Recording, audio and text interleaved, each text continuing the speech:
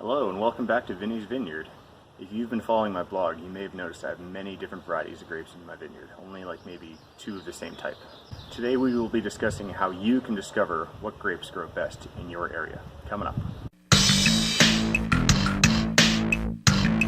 greensandmachines.com.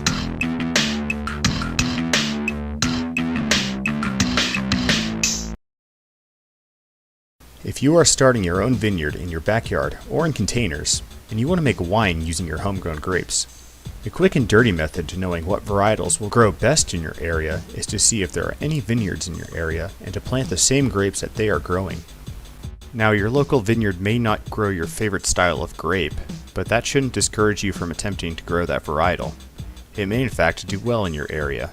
Let's look further in.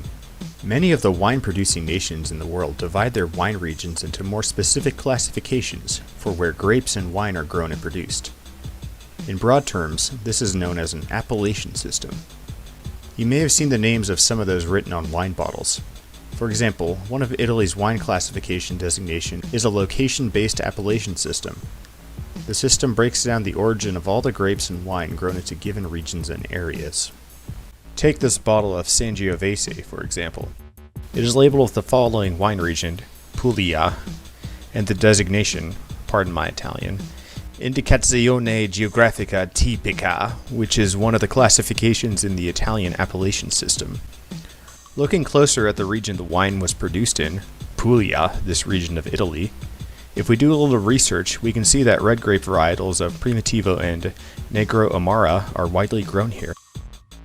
If you happen to live there, you could make the assumption that growing either varietal of grape would be a good idea. Now, let's move back to the States to see how they classify their wine regions.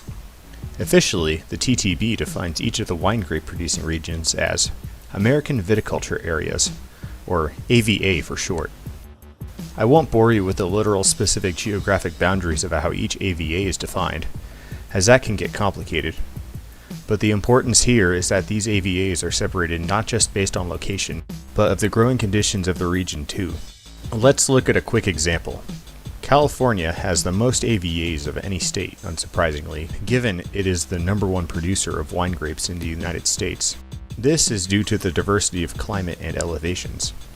In the Sacramento area, you will see AVAs for the different regions in the valley, but as you go eastward towards the Sierra Nevada mountains, you enter different AVAs, as the terrain rises in elevation and the soil composition changes.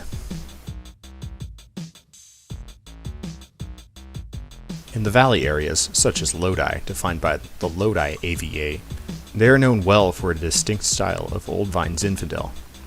But if you head east an hour to the Sierra Foothills AVA, which encompasses Amador County, that same varietal takes on totally different flavors. This difference in terroir is why the AVA system exists in the United States.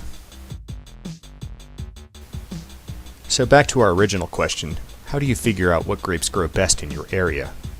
You can use the TTB's website at, I'll post the link down below, to find your AVA. Next, search for your AVA online to find what wineries are in your area. Browse through their website or give them a call to see what they are planting.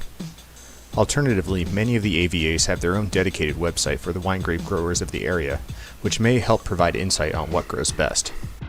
Just remember, because that grape isn't grown in your area commercially, doesn't mean it won't do well. Some lesser known planted commercial or non-commercial grape varietals can be hidden gems in your vineyard.